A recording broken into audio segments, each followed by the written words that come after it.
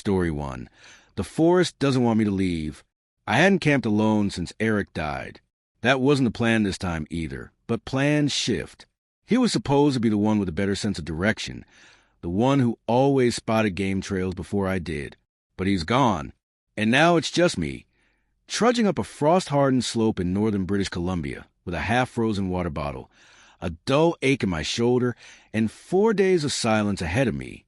The truck's parked 6 kilometers back along a service road that hasn't been used in years. It took me half an hour to move the fallen limbs off it just to get that far. I passed no other cars. No signs. Just trees. Red spruce. Larch. Pine. As far as the eye could go. If I had any cell reception when I arrived, it was gone by the time I crossed the first ridge. The idea was simple. A quiet solo trek into dense boreal forest. Take some wildlife shots for my blog, and maybe, if I was honest with myself, prove I could still do this. Still sleep under stars without breaking down. The clearing I picked for the first night was high and dry, nestled between a rock outcrop and a ring of aspen. The frost hadn't yet melted in the shaded spots, and my boots crunched over dry leaves as I set up camp. Tent up, small fire ring set, food cache hung, everything routine. The cold didn't bother me. The quiet did. By late afternoon, I'd already noted the strangeness. No birds. None. Not even the dull call of a raven overhead. No squirrels. No distant rustle of hares. Just wind, moving low through the trees in long sighs. I chalked it up to the change in season. But even then, it sat wrong with me. I boiled water for tea as the sun dipped behind the ridge. The colors were stunning, deep orange bleeding into gray. I tried to take a photo, but my camera glitched, showing static for a second before snapping back to normal. The image saved fine, but I noticed a smudge in the frame I couldn't place. Thought maybe it was a branch or some lens dust. Night fell fast. The fire died quicker than expected, and I didn't feel like rebuilding it. I crawled into my tent, zipped the bag up tight, and lay on my side, watching shadows move across the ceiling as the moon rose. Somewhere around 1 a.m., I heard footsteps. Slow, deliberate, crunch, pause, crunch. They moved just outside the tent wall. No light, no animal sounds. Just steps. My chest tightened. I held my breath, hand reaching quietly toward the knife in my boot. They stopped behind me, right where the mesh window would be. I didn't move, didn't dare breathe too deep. I waited, long enough that the silence felt louder than the steps themselves. Nothing. Eventually I told myself it was wind, maybe a branch sliding down from the trees. I didn't unzip the tent to check. Didn't sleep much after that either. Morning came pale and quiet. No prints outside. The frost was undisturbed. But the oddest thing, my boots were damp from the inside, as if I'd walked through a creek, wearing them and put them back without drying. I hadn't. That second day, I decided to hike farther west, toward an old fire watch tower I'd marked on an outdated map. The forest there thinned a bit, opening into long, narrow clearings filled with flattened ferns and patches of black moss. Still no animals. No birds. Not even scat. I found it strange that such dense woods were so empty, like the place had been scrubbed clean. By midday, I reached the tower, or what was left of it. It looked forgotten. Rotting steps. The cabin at the top leaned slightly, like it might slide off the frame entirely in a strong wind. I didn't climb it. I didn't want to. Instead, I sat on a flat stone nearby and ate a protein bar. When I turned to look at the tower again, something had shifted. The door had been closed when I arrived. Now it hung open. Just a crack, but enough to notice. I stood there a while, staring at that sliver of darkness. Nothing moved inside. Still, I felt watched. Not hunted, just observed. Like something weighing its options. I left quickly. I didn't take any pictures of the tower. I don't remember why. I just didn't feel like pulling the camera out. Back at camp, I checked the food cache. Still there, but a small packet of jerky, sealed the night before, had been opened. Neatly, not torn. Peeled open like someone with fingernails had done it slowly, carefully. I stood there, chewing the inside of my cheek, listening. The trees offered no explanation. That night, I built a larger fire, sat with my back to the tent, watching the woods. I kept thinking I saw something in the distance, just beyond the reach of the light. A figure maybe, unmoving between two pines. Each time I blinked, it was gone. I tried recording a voice note. My blog readers like those.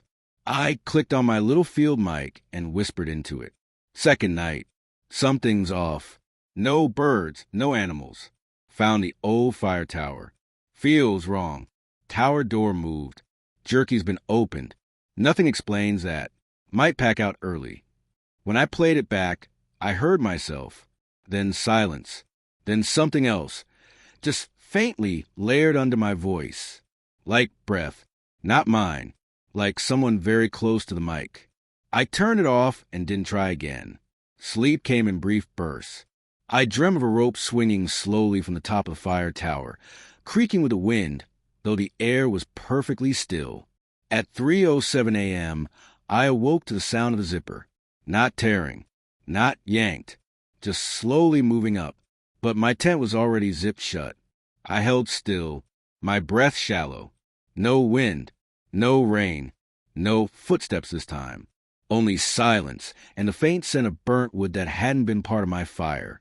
When the sun rose, I found nothing again. No tracks.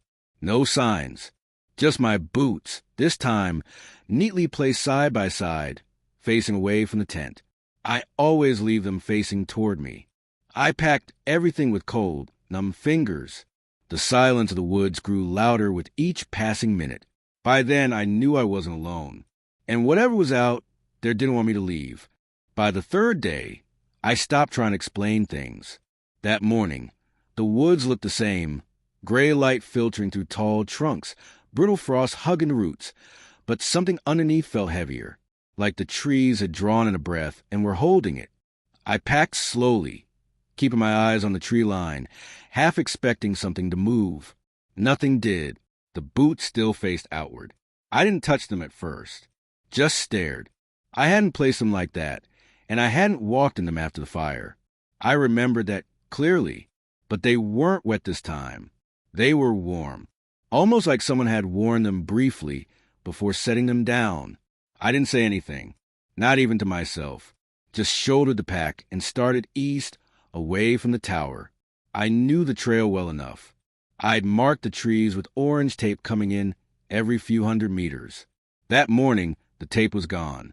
I stopped about a half hour into the hike. It wasn't the missing markers that made me pause.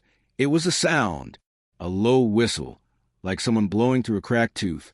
Not musical, not distant, just there, once, then nothing. I turned a slow circle, heart thudding too fast. The forest didn't echo sound the way it should have.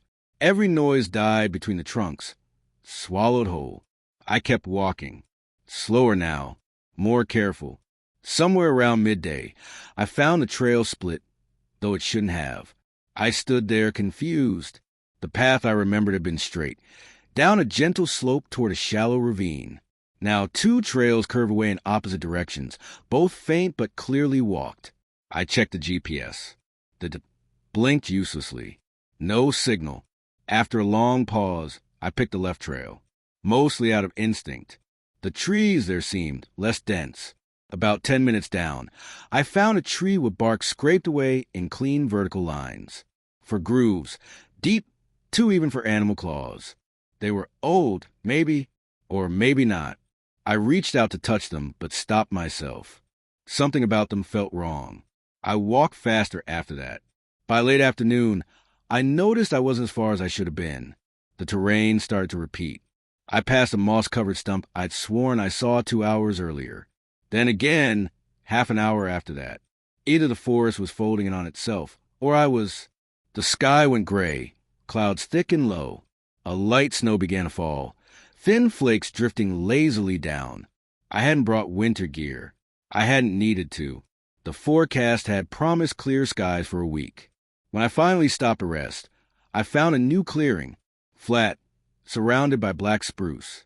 Nothing remarkable except the fire pit, stones arranged in a perfect circle, charred wood inside, half burned, Still dry.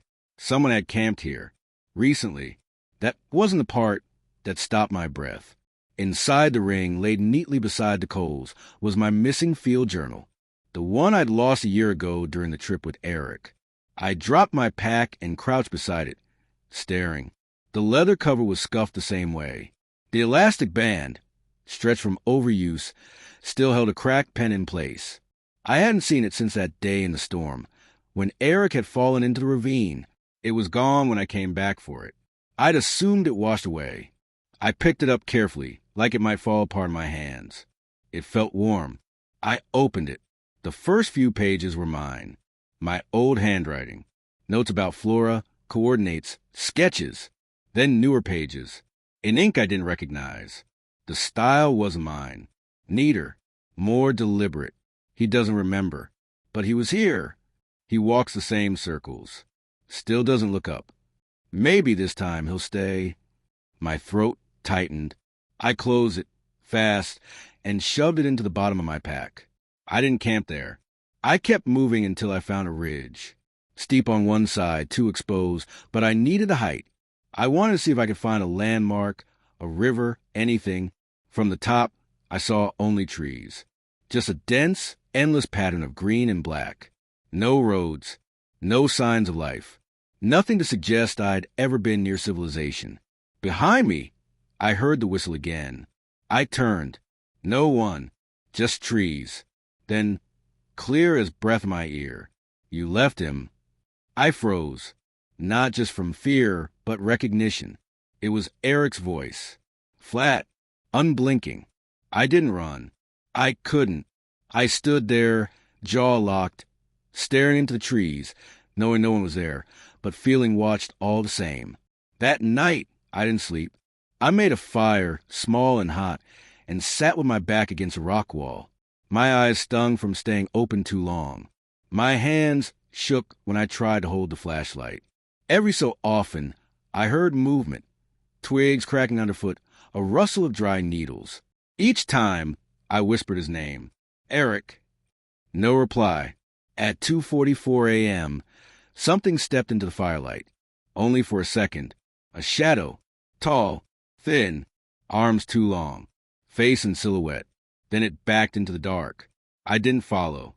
I didn't move. When the fire died, I didn't rebuild it. At some point near dawn, I blinked and saw my tent was no longer there. Just me, just my pack, and the journal resting on the rock beside me. Open. I waited until the sun was fully up before standing. Even then, I didn't move right away. The clearing around me was too still, like the trees were pretending to sleep. The journal sat beside me on the rock, open to the same entry from the day before. Maybe this time he'll stay. I didn't remember taking it back out. My tent hadn't come back. That part didn't change. No trace of it. Not the stakes. Not the sleeping bag. Just the pack in a cold patch of dirt where the fire had burned down to ash. I didn't panic. That had worn off the night before. What replaced it was something quieter. A kind of distant numbness. I slung the pack over one shoulder and walked south, though I wasn't sure what direction that really was anymore. My compass had stopped moving sometime in the night. The needle hovered near northwest and refused to shift, even when I turned in full circles. By noon, the forest looked wrong again. I passed a fallen birch that I knew I'd seen yesterday, or maybe the day before. I started marking trunks with my knife. Shallow notches, space far enough to notice if I looped back. The first mark I found had already scabbed over. That's when the whispering began. Not words, just breath through trees. A murmur in the leaves like wind, except nothing else moved. The air was dead still. The hairs on my arms stood up. I didn't stop walking. Not even when I saw the second mark I'd made, this time carved deeper, as if someone had gone over it again, deliberately. The clearing I stumbled into next wasn't on any map. A circle of smooth stones. No grass. No underbrush. Just packed earth and a stump in the center, pale and clean. It looked like it had been sanded. I didn't step into it. Instead, I circled the perimeter, looking for signs, scraps, prints, anything. That's when I saw the photo, pinned under a flat stone. A printed photo, glossy, curled slightly at the edges. A picture of me, standing near a river. The exact outfit I wore 2 days ago. But I hadn't taken it. And behind me, just out of focus, was a figure. Tall, shoulders uneven. Its face had no detail, just a blur where the features should be. I slid it into the back of the journal. Without looking again, that night, I didn't make a fire. I didn't set up camp. I sat on a bed of dry needles with my back against a fallen trunk, hugging my knees to my chest. At some point, I started talking aloud, not because I thought someone would answer, just because the silence pressed in too tightly. I don't know where I am anymore. The forest replied with nothing, but not long after, I heard footsteps again. This time they didn't circle. They approached. Crunch, crunch, crunch. I forced myself to stay still. Then the sound stopped. Right behind me. I turned slowly. No one, just trees. But at the base of the nearest trunk was something new. My old watch, the one I lost with Eric. Still scratched, still stained with mud. The digital screen flickered for a moment, then displayed a time that meant nothing. 3:11 a.m. I didn't touch it. I barely slept. At first light, I started walking again. My legs ached. My throat was dry. I wasn't sure when I'd last eaten. Around midday, I heard water. Not loud, just a trickle. I followed it, desperate. It led me to a stream. Narrow, clear. I dropped to my knees and drank until I couldn't anymore. Then I looked up and saw a structure, the tower. Somehow I'd come back. I hadn't meant to. It hadn't been on my path. It looked older now. The roof sagged. One wall was split near the top, but it was the same tower. I thought about walking past, pretending it wasn't there. Instead, I climbed the stairs. Each step creaked under my weight. Halfway up, I stopped and looked back, expecting to see someone at the base. No one. The door to the cabin stood slightly open, just like before. Inside, it smelled like rotten dust. There was only one thing on the floor, a notebook, not mine, thin with yellowed pages. I picked it up, flipped through. Entries, dates I didn't recognize, names I didn't know. Each one ended the same way. Still here, still here, still here. The last page was blank, except for one line, written freshly. He remembers now. I left the notebook where it was. Outside, the forest stretched endlessly in every direction. I scanned the horizon for smoke, a road, something human. Then I heard it again just behind my ear. You were supposed to come back for me. I turned. No one. Just a photo again. On the landing. But this time it had changed. Now, the figure stood closer behind me. Almost touching. I didn't climb down. I didn't move. I stood at the top of the tower for a long time, watching the woods. Eventually, the sun began to set, and I realized something quietly without emotion. I was never going to leave this place. Not because I was trapped, but because I'd already stayed too long. When the last light faded, I lay down on the floor of the tower. The boards were cold against my back. I closed my eyes, and somewhere below, I heard the zipper slide open again. Story 2, the fire watcher's cabin. They told me the cabin was up there, West Ridge, past the dead junipers. Said it had been decommissioned after the August fire of '78. Burn took most of the northern slope. Spared the building by a margin of about 30 yards. No one had gone near it since. I wasn't planning to either. My job was on the plateau below, just a grid of erosion samples and elevation mapping. Soil study. Fire prevention planning. Easy contract. Quiet work. That's what I wanted. I'd parked my rig off the service road 4 days ago. There was a rusted fence gate, padlocked but loose. A ranger outpost sat another mile in, still stocked with canned goods and a working stove. No radio towers, though. I brought a hand radio for check-ins. Just static most nights. Closest station was nearly 100 kilometers out. My name's Jonah Green. I used to jump fire lines in Montana. 12 years, 2 broken ribs, 1 collapsed lung. I got out before my knees gave out. Now I walk, slowly, across dry dirt and catalog what might burn next year. Suits me fine. The days were hot. Dry heat that left your fingertips cracked if you didn't lotion up. Evenings dropped fast, sweater cold, no transition. The sky was wide out here. You could see every damn star if you stayed up long enough. The first 2 days were uneventful. I covered 12 square miles, marked the sediment depths, recorded wind exposure. At night, I'd return to the outpost, heat canned beans, write down notes, sleep early. But the third morning, something was off. Not wrong, just different. It started with the fire pit outside the cabin. I always douse it before bed. It was habit. Pour water, stir, make sure no heat lingered. That morning, I stepped outside and saw faint smoke curling from the ashes. Not fresh, but warm enough that the stones around it gave off a little steam. I'd been meticulous the night before. I hadn't lit it after 10. The breeze had died by midnight. I crouched and sifted through the coals. Not hot enough to burn, but warmer than they should have been. I didn't think much of it then. Maybe I'd missed a pocket of heat. It happens. Still, I felt uneasy about it. I made my way out to Grid 5. The land there was rockier, small ridges and old cattle trails, long abandoned. As I crossed a narrow dry wash, I noticed the metal stakes I planted the day before were gone. 3 of them. Vanished clean, not even a divot left in the dirt. The flags were still marked on my map. I double-checked the coordinates. Same place. I circled out, thinking maybe the soil had collapsed inward, but no sign. Just empty space and brittle, untouched ground. I replaced them, marked it again. Didn't tell myself anything reassuring. Around mid-afternoon, I spotted something further north, just a shimmer, like heat off asphalt. But there was no heat. The wind had picked up. I watched it pulse in the air, about 50 feet ahead, hovering over what must have been a trail. I didn't go closer. I turned back toward the outpost early. That night, the air tasted like sage. Faint, almost sweet. The scent reminded me of a fire line I worked in Nevada, back when the brush burned too quickly to get ahead of it. I hadn't lit sage. Hadn't seen any growing. Still, the smell hung near the cabin for hours, even after I sealed the windows. When I lay down, I heard something strange from outside.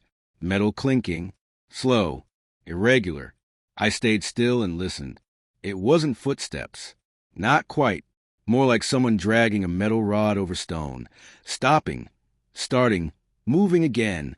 It circled once. Then silence. I sat up with a flashlight, but didn't open the door. There was no wind. No animals.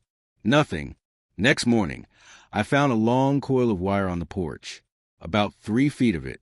Clean, wrapped tight, placed directly in front of the threshold. I didn't touch it. No prints in the dirt. No marks. I left it there and walked 10 miles that day. I kept trying to rationalize. Old Ranger gear, maybe, left behind and disturbed by shifting ground. Or someone camping nearby. Screwing around. But it never felt like that. Everything I found was arranged. Placed. Meant to be noticed, but not explained. By the 5th night, I stopped using the fire pit. I sat inside with a lantern, door bolted, notes open. I was reviewing a page from day 2, marked erosion near Grid 3, when I saw a second set of handwriting beneath mine. Not scribbled, not corrected, just added. Different pen, slightly darker ink. Cabin still holds. No wind tonight. He doesn't see it yet. I flipped the page. More notes. All mine. Then again at the bottom. Smoke West Ridge. Confirm. I hadn't written that. Not in those words. But I remembered seeing something like smoke near the ridge. I dismissed it. I didn't sleep that night. I kept checking the fire pit from the window. No glow. No smoke. But I still smelled sage. Stronger than before. The next morning, the wire coil was gone. In its place, a compass. Brass. Old. With my initials carved into the side. I didn't touch the compass right away. It sat exactly where the coil of wire had been the morning before, centered, deliberate, not dropped by accident. The brass was clean but aged, the initials faintly carved on one side, JG. Same as mine. I don't own a compass like that. Still, I picked it up. Couldn't help myself. The metal was cold, heavier than expected. The needle spun slowly, paused at north for a few seconds, then drifted west and stayed there. I turned in place. The needle followed. Not instantly, like it needed to think first. I checked it against my GPS. The coordinates matched the last grid I'd logged, which should have meant it was working, but it didn't feel right. The morning heat hadn't kicked in yet. I sat outside the cabin with a mug of instant coffee and stared at the tree line. No wind, just dry stillness. Dust clung to everything. The soil, the tin roof, the plastic straps on my field pack. I went over the notes again. My handwriting was all there, but the additions remained. Different tone. Short statements, almost observational. A few more had appeared overnight. He walked the line today. He still avoids a cabin. I didn't write them. That was certain now. At noon, I hiked west, toward the ridge where I'd seen the shimmer. The trail was narrow, loose stone underfoot, and followed a curve around a dry wash. My map didn't show it. I checked twice. Even the satellite overlay was blank in that area. Still, the path was worn. Old but traveled. About 2 kilometers in, I reached a flat outcropping that overlooked the northern valley. Scorched trees below, blackened and broken. The August fire from '78 must have swept through here. A real burn scar, one I'd seen before in training photos. I thought I saw a movement in the valley. Just a flicker. Light, maybe? Or heat. I crouched and waited. Watched for almost 20 minutes. Nothing changed.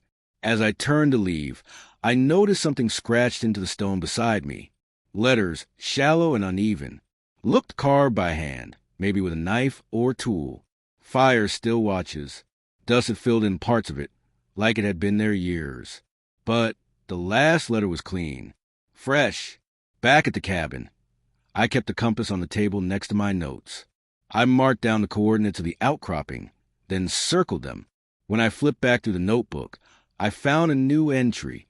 Jonah saw it this time. I froze. I'd written my name 100 times over the years in logs, tags, field kits. But seeing it there, alone like that, someone naming me like they were keeping score, it chilled something behind my ribs. That night, I didn't light the lantern. I sat in the dark, drinking water that tasted slightly metallic. Outside, the air was thick with the scent of burned cedar. There hadn't been a fire in weeks, not near here. Sometime past midnight, the radio clicked. A quiet pop, followed by a short burst of static. I hadn't turned it on. Then, a voice. Soft, familiar. Jonah. My spine locked. The voice wasn't distorted. It wasn't broken by interference. It was mine. Exactly mine. Said the name once. Then the radio clicked off. I stared at it for a long time. The next morning, I walked out to the ridge again. I didn't have a plan. I just needed to see if anything had changed. Needed to prove to myself that this was just leftover stress or heat fatigue. The wind was stronger that day. Sharp, dry gusts that moved grit across the rock. The scratch mark message was still there, but something new had joined it. A second line, carved just beneath. You left it burning. I didn't understand what it meant. There hadn't been a fire, not since I arrived. That night, I boiled water in the cabin and watched the horizon from a window. A line of low clouds had gathered in the distance, tinged with red. At first, I thought it was sunset, but the color stayed long after dusk. A slow, pulsing red, like something behind the clouds was glowing. I want to call it in, but the radio didn't work anymore. I tried for 20 minutes. No static, no click, just silence. Then I heard the voice again. Not from the radio this time. Outside. Low. Calm. A voice I'd used before in video logs, in old training briefings, in arguments I barely remembered. You were the last one out. I stood at the door, hand on the latch. I didn't open it. Something moved past the window. Quick. Just a shadow. Tall. Not running. Just walking, slow and confident. Like it knew the area better than I did. I stepped back, sat on the edge of the cot, and waited. Nothing happened. When I finally slept, I dreamed of wire coils. Miles of them, stretching to the desert, humming softly beneath the sand. I woke to find the compass gone. In its place, the journal lay open. A new page. One line. The fire isn't out. I closed it, pushed it under the cot, drank the last of the water. I told myself I'd leave tomorrow. But when I walked out at sunrise, the trail was gone. The rocks were there. The ridge, the valley. But no path, no tracks. Like no one had ever walked it. The sun didn't come up right away that morning. It hovered behind the clouds, light without warmth. The ground looked washed out, as if the color had been slowly drained overnight. I stood outside the cabin for nearly 20 minutes, watching the ridge. The trail I'd walked for 2 days was gone. There was no brush to hide it. No landslide, no sudden erosion. Just smooth dirt unbroken. No footprints. Not mine. Not anyone's. I didn't go looking for it. Instead, I returned inside, sat at the table, and opened the notebook again. The last entry stared up at me like it had been waiting. He has the matches. I reached into my coat pocket and pulled them out. A box of standard-issue Forest Service matches. Dry, full. I hadn't packed them. I remembered checking my inventory. Twice. I brought a fire starter. Not matches. And yet, there they were. I stared at them for a long time before setting them down beside the compass, which had returned to the table without explanation. Same initials. Same spin. The radio hissed once, faintly. Then nothing. At midday, I left the tower. I don't remember deciding. My legs just carried me. West, across dry, uneven soil, following no path I could name. The sky shifted as I climbed. The air pressed down, dense and warm. Too warm for the season. My shirt clung to my back. Each breath tasted like old smoke. When the tower appeared over the ridge, I stopped walking. It wasn't how I remembered it. The roof was intact, though it looked aged but unburned. The windows were there, clean. The door stood open, just slightly, same as I'd seen in the photo from the report. Though I'd never gotten that close before, I stepped inside. It smelled of paper and cedar. The room was empty except for a single wooden desk and a narrow bed against the back wall. On the desk, a black-bound book, thick, worn. I moved toward it slowly. The cover was cracked, faded. The title had long since rubbed off. I opened it. The first page. Logbook, Tower 6, Jonah Green. I stared at the name. My name. The ink was old, yellowed around the edges. But it was mine. Each entry was dated. All from years I hadn't been here. Some were written in spring. Some in winter. All in my handwriting. Smoke spotted on Southern Ridge. No movement. Radio silent again. No aircraft. Strange lights last night. Still here. Still here. I flipped forward. The tone changed. The entries got shorter. Can't remember what day it is. Fire still burns, but only at night. He came again. Said nothing. Just watched. There's no trail anymore. One page had been torn out. Another had only a faint ash smear in the center. Then I reached the last entry. The page was blank except for a single line. Finish it. A pen lay beside the book. I picked it up without thinking. It was warm. I held it over the page for a long time, hand trembling, unsure what I was supposed to write. Then I heard my voice. Behind me, you left the line early. I turned sharply. No one stood there, but the air behind me was warmer, almost fever hot. I looked back at the book. The pen moved in my hand. Slowly. It didn't feel like my hand. Jonah Green, Final Watch. That's what I wrote. I dropped the pen and stepped away. Smoke drifted through the slats in the floorboards. Not thick, just a trace, like someone had struck a match below. The window to the east was glowing, red-orange. I walked to it, looked out. The forest below was on fire, but the flames didn't spread.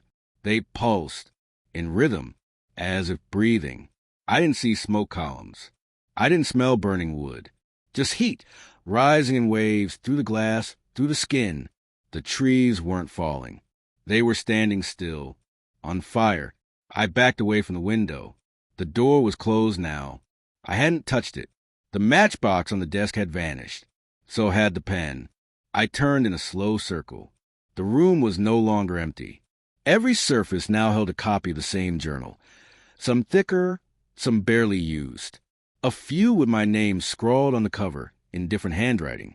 One was open to a page that read simply, "He remembers this part." I sat on the cot. The bed groaned under my weight. The temperature dropped all at once. The scent of sage returned, heavier than ever, almost choking. I looked at the notebook again. The ink was still drying, still here. It's been quiet since then. I haven't left the tower. There's no trail down. No sunrise either, just a slow gray that never brightens. The radio plays back old messages I never sent.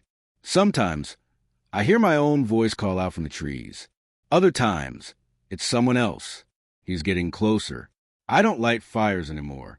I don't need to. The fire is always burning now, even when I sleep. Story 3. The Screaming Lake. The trail to Pont du Mort isn't marked on the Forest Service map. I found it mentioned in an old field journal from 1939, handwritten in French, tucked in the back of a library archive at the university. The name, Lake of the Dead, wasn't on any signage, and no one in the department had ever heard of it. I brought it up to my advisor. He shrugged, said it was probably renamed years ago. Still, he let me log it as a secondary site for my migration work. I'm studying loon calls, specifically whether isolated lakes influence their vocal patterns. This lake was perfect. No cabins, no boat launches, no trails. Just 2 miles of glassy water tucked inside thick pine forest, accessible only by canoe and a bit of luck. I arrived in late October, just as the first snow began to flirt with the treetops, the kind that melted by noon but lingered in shadows. Days were cold but bearable. Nights dipped below freezing. The lake hadn't iced over yet, but it would soon. I stayed in an old ranger bunkhouse. Just one room, frame sagging slightly to one side, roof still solid. No power, no radio. I had my solar charger, a camping stove, and a canvas cot. My canoe stayed tied to a small wooden dock that jutted out 20 feet into the water. The first 2 days went quietly. I set up the audio equipment. For a quarter space around the lake perimeter, all on motion activation. Mostly, I got wind and the occasional creak of branches. No loons. Maybe they'd already passed through. Still, it felt good to work again. To focus. After Mia died, I couldn't be near water for almost a year. Not even bathtubs. This was a test.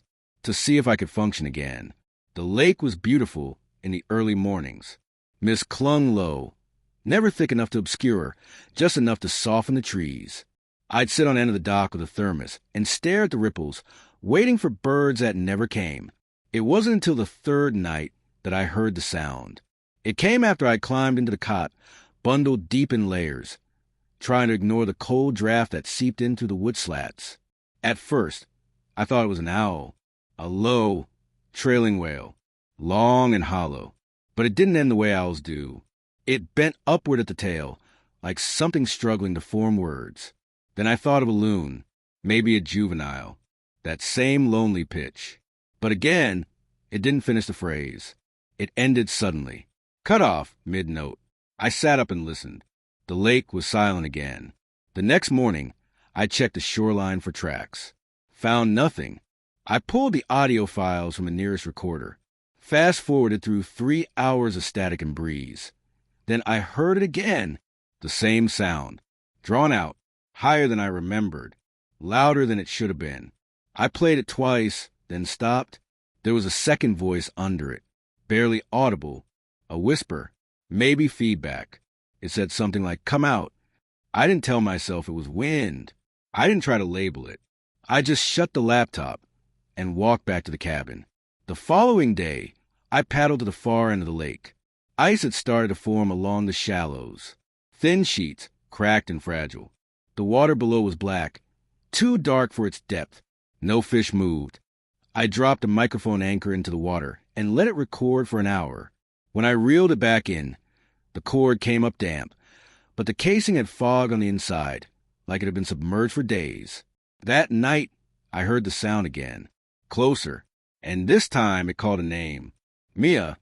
I sat up in the dark, breath frozen in my throat. It had been clear, human, not drawn out like the loon mimicry. Just a single, soft call from out over the water. I didn't open the door, didn't move until morning. When I stepped out, the lake was glass again. The canoe sat still at the dock. No tracks in the snow. But something had changed. A black feather lay on the dock, longer than a crow's. Not quite a loon's. Just one, perfectly placed at the center. I picked it up. It was dry, clean. I placed it in the notebook, tucked between the pages. Later, while reviewing the audio from the underwater mic, I found 37 minutes of silence, then 1 minute of something else. At first, it was just low static, then a splash, then a voice. Mine. I didn't mean to leave. I stared at the waveform. No distortion. No doubling. It wasn't a corrupted file. It was my voice, recorded underwater. But I hadn't said those words. Not aloud. That night, the feather was gone from the notebook. In its place, a water stain in the exact same shape. The following morning, the lake was still, unmoving in a way that didn't make sense. No ripples, no wind across the surface. Even the mist hung motionless. It looked like poured glass. I stood on the dock with my recorder, letting it run. I didn't speak. Didn't want to. The air carried the kind of hush you usually only hear inside churches or hospitals. Heavy, like sound didn't want to live there anymore. I didn't see the feather again. The notebook was dry but warped slightly along the edge, like it had been left in a humid room. I hadn't touched it overnight. I barely slept. Instead, I lay in the cot listening to the creaks of the roof and trying not to count the seconds between each one. At some point, I stopped wondering what the sound on the lake was and started waiting for it. The scream didn't come that night. Instead, I heard paddles. Soft, even. A steady dip, lift, drip. They circled the cabin. Not fast. Not clumsy. Measured. I should have opened the door. Maybe called out. But I didn't. I stayed still, eyes on the ceiling, counting the strokes. 24 before they faded. In the morning, the canoe hadn't moved. The rope was still tied. Knots intact. The field recorder near the tree line had been knocked over. I found it face down in the dirt with a scrape across the casing, as though something had kicked it. The memory card was intact. When I played it back, the first half was wind, then a crack, sharp, sudden. Not thunder, not a branch. A single footstep, maybe, and then Claire. Not my sister's voice. Mine. I paused the audio. Rewound. Played it again. Same tone. Same pronunciation. It wasn't like hearing yourself in a video. It felt closer. Like someone had recorded me from inside my own head. I hadn't spoken. Not anywhere near that recorder. That night, I set up my mirror on the bunk shelf. It was part of my routine. Brushing hair, applying balm to cracked lips, checking for windburn. The cold was drying my skin faster than I could manage. As I leaned in, I noticed something strange. My reflection didn't move right. Not delayed, just slower, a fraction behind. Not enough to startle someone casually glancing, but obvious if you watched long enough. I ran my fingers over my face, pressed into the skin near my cheekbone. In the mirror, the gesture lagged, slightly, then matched. I stood up and walked out of frame. When I returned, the image was waiting, perfectly still. Then it smiled. I hadn't. I slammed the mirror face down and shoved it under my bag. Didn't sleep that night either. The next morning, I found another black feather, this time on the canoe, bent at the quill as if it had been wedged there deliberately. I placed it beside the first water-stained page in the notebook. The new mark spread slowly outward, as though the paper itself remembered being wet. When I turned to the next page, something was already written, not in pen, etched into the paper from the back of a fingernail or stick. She's not the one who drowned. I stared at it. I didn't write that. But I didn't immediately reject it either. After Mia died, everything blurred. I'd gone under too. I remember the water closing over my head. I remember clawing for Canoe, seeing her arm disappear. We looked alike, exactly alike. No one could tell us apart in photos. We even had matching scars from the time we fell off a swing set at age 6. When they pulled me out, the paramedic asked my name twice. He didn't believe me the first time. Sometimes I still don't. By afternoon, the lake had ice at the edges. The shallows formed opaque plates that cracked as they moved. I checked my equipment again. Everything was functional, but all the recordings now included background static, like something mechanical was interfering. Even the solar charger clicked faintly when the wind passed over it. As night fell, I heard the paddles again. No scream, no voice, just the sound of someone rowing in slow, perfect circles. I stepped onto the porch. Moonlight fell across the lake. The surface shimmered slightly near the center, but there was nothing visible. No boat. I stood there longer than I should have, watching the spot where the ripples were. They pulsed outward evenly, then faded. Back inside, the mirror was upright. I hadn't touched it. The reflection was asleep, eyes closed. When I blinked, it blinked too. Half a second later, I turned it over again and shoved it deeper under my bag. My hands were shaking. I wrote a note in the field journal that night. Just one line. If something happens to me, check the lake. I signed it with my full name, then stared at it, trying to decide if it looked right. By morning, the canoe had drifted out 15 feet from the dock.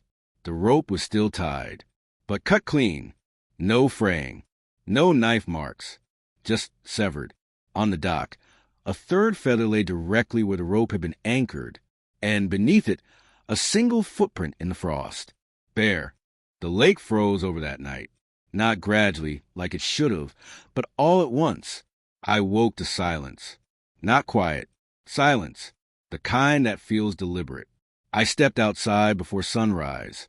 The wind had stopped, and even the trees held still. The air smelled faintly of cedar, with something metallic underneath. The ice stretched solid from one end of the shoreline to the other, clear and glassy, thick enough to walk on. It hadn't snowed, but the ground glittered faintly, as if a thin frost had settled over everything. The canoe sat in the distance, embedded in the ice like it had always been there. No cracks, no sign of impact, just frozen, bow tilted up slightly. At the edge of the dock was a small indentation in the ice, about the size of a bare foot. I didn't touch it. Instead, I turned back inside, boiled water for tea, and sat near the window. The mirror had shifted again. I'd stopped covering it the night before, maybe out of exhaustion. Now it leaned at an angle, half lit by morning light. My reflection stood slightly off, head tilted. I moved my hand. It followed, delayed, as always, but the eyes blinked before mine. That was new. I left the tea untouched. Checked my notebook. The last page, one I'd left blank, now held 3 lines written in my handwriting, each pressed deep into the paper. The ice remembers. She never screamed. One of us did. I read them several times, unsure what disturbed me more, the words or the feeling that I might have written them. I packed a small bag, just the audio gear, the camera, and my field notes. I didn't bring food. I didn't think I'd be out long. The lake was too smooth to resist. I stepped onto the ice just after noon. The sun hung low, never bright this time of year. My boots held traction, no cracking beneath them. Each step echoed upward through my legs, a vibration instead of a sound. I walked straight out, toward the canoe, toward the center. The further I went, the colder it got, not around me, but under the ice. I could feel it pressing up, as if something deep below was breathing. Halfway across, I looked down. The lake bed disappeared beneath me, black and featureless. But my reflection was visible, clearer than it should have been, not just shadows and outlines. It stared back. I moved my hand again, slowly. The reflection didn't move, not right away. When it did, it raised the wrong arm. My breath caught. I crouched slightly, leaning closer. The ice was pristine. No bubbles, no frost. I could see every detail of myself, except the eyes. They weren't mine. Not Mia's either. Just blank, like glass marbles, reflecting nothing. Then they blinked. Not slowly, not mechanically. Just human. It stepped forward. I didn't. I stayed still. But under the ice, my reflection took a step closer. Its boots made no sound, no impact. But the ice pulsed faintly. I backed away. The reflection remained still for a moment, then slowly lifted one arm and pointed behind me. I turned. Nothing. Just trees in the distance. Cabin roof barely visible. When I looked back down, it was gone. No reflection. Just ice. I walked faster after that. Past the canoe. Toward the deepest part of the lake. Not for any rational reason. I just felt like I was supposed to. My boots stopped on their own. I looked down again. A second figure stood under the ice. Smaller. Shoulders narrow. Mia. Or at least something wearing her shape. She didn't move. Just stared up. Face unreadable. Her hair floated behind her, though there was no water. The surface began to fog. Tiny circles of frost bloomed outward from my feet. I knelt, placed a hand on the ice. It burned cold. Her mouth opened. No sound came, but I felt it, a deep vibration through my chest. Not a voice, an impression, a thought. You stayed too long. I tried to speak. Nothing came out. My throat was dry. My breath fogged the ice.